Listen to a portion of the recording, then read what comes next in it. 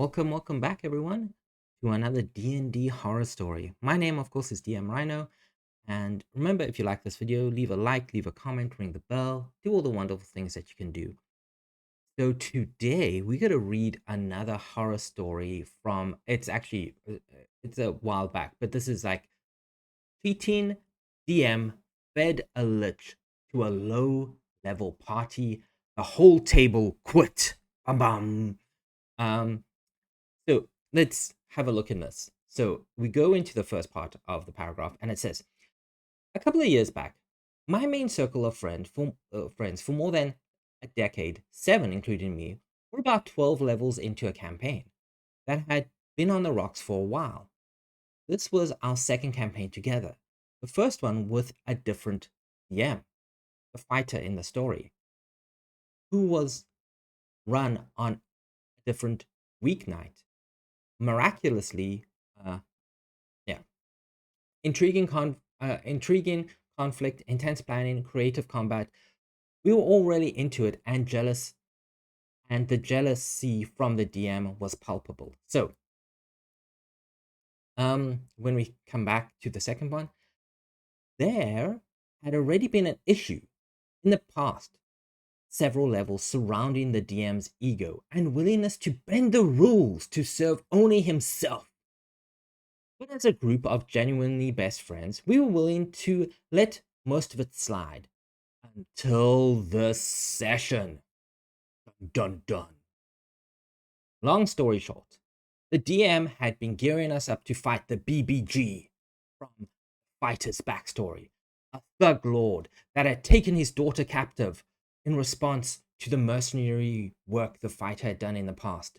The BBG had already tortured the fighter for several hours and killed the fighter's brother just a couple of seconds prior. We had to scourge up what we thought was a suitable bargaining piece to avoid combat. But the DM seemed pretty ready to rumble. So we got started. For context, the BBG was in the center of the courtyard, surrounded by walls, topped with archers. Here are a few of the worst fences. Okay, so before we read in, let's set the table. So the BBG, the big bad, in the center of the courtyard, right? He had already taken out the fighter's brother and kidnapped the fighter's daughter and tortured the fighter for a couple of sessions. Okay, cool. And this guy was clearly jealous. This DM, we've established, this DM was clearly jealous of the other DM.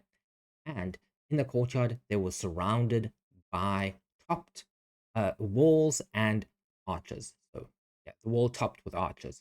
So, archers along the walls. They don't tell us how many, but let's presume 3 on each wall. So, we have 12 archers, right? Okay, so the first offense. Instead of letting the fighter hold combat with his own BBG to help save his own daughter, the DM began combat by cutting the fighter's throat, killing him instantly. He had to sit out the full session-length encounter and watch from the side. Initiative was rolled. BBG was first, a surprise literally to no one. He revealed to be a red-skinned lich with all the same properties and more health. I mean, I wouldn't have done that in the first round of combat. I do have a homebrew rule where monsters go first. Like, big bosses go first. Not monsters, but yeah. Okay, so that's the first offense. The second offense. Number 2. Auto stunned the rogue, me. Admittedly, I had high damage output, so it at least was understandable. Rogue then takes several arrows, gets a finger of death, and gets downed in one. I guess the DM wanted to fight to be particularly intense and decided to kill both the fighter and the rogue instead of plan a more complex. Monk's turn. He tries to scale the walls and start plucking off the archers. Totaling, totally normal monk activity at that level. 12, right? Yeah, I think again. DM as a monk, roll for it despite the ability being written into a class. She rolls really high. The DM says no. She does pinch of unsatisfying damage and her turn. Okay. Yeah, in monk level 12, you can scale walls. Yeah, so I don't know why the DM didn't allow that. You perfectly allowed to scale walls at level 12. Okay, number 4 of the offensive. The ranger casts an AoE, area of effect, damage spell. The DM insists it's out of range to hit most of the foes. It isn't. But oh well, another unsatisfying turn. I wonder what AoE it was. They don't tell us, yeah. Number 5. The cleric. The other past DM casts Sanctuary on herself. The BBG casts Counterspell, but it's out of range. We had to argue and measure several times. The DM gives, but is he's up. Yeah, I don't know why. Like Counterspell has, if I remember correctly, Counterspell has a range of 60 feet. So unless you've got a feat that allows you to cast it, but even yeah, no, yeah. The DM sounds like on a ego power trip. But let's have a look at offense number 6. There's only 6 of them, so let's see. The BBG makes a multi-attack on the barbarian, and the DM tries to include a pretty brutal spell. The fighter notices and messages the DM covertly to remind him that no multi-attack do not include spells. It should be does not include spells. The DM reads the message quietly, then proclaims out loud as a response, I don't care what the rules say. The BBG casts the spell. And yes, some baddies can in fact cast spells with multi-attack, but not typically this one. Yeah, you could have just stated as a DM, I homebrewed this monster. You know, you homebrew it, that's fine, but you always got to give your monster a bit of a weakness. Yeah. And a multi-attack with a spell, yeah, you can't generally rules as written. But there was only 6, like the 6 worst offenses. It would be nice if it was 7 because it was 7 deadly sins, but let's let's go on to the next paragraph. By the end of a long, exhausting evening, we were all angry. 2 of us were dead. Folks were crying. Cats and dogs cats and dogs were raining. No, it's fine. Folks were crying. And out of nowhere, near the end of the combat, the DM claimed we'd finish combat in the next session and called it a night.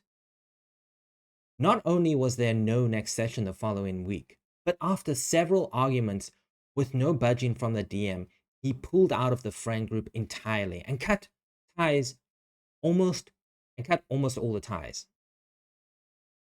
We sat him down and told him we were quitting the game, and then he quit the friend group. But this story has a happy ending. So a couple of years later, and we're a few levels into our 3rd campaign together, run by the cleric, and couldn't be happier. Lots of complex dungeon design, respect for the rules, and brilliant challenges and combat out of the wazoo.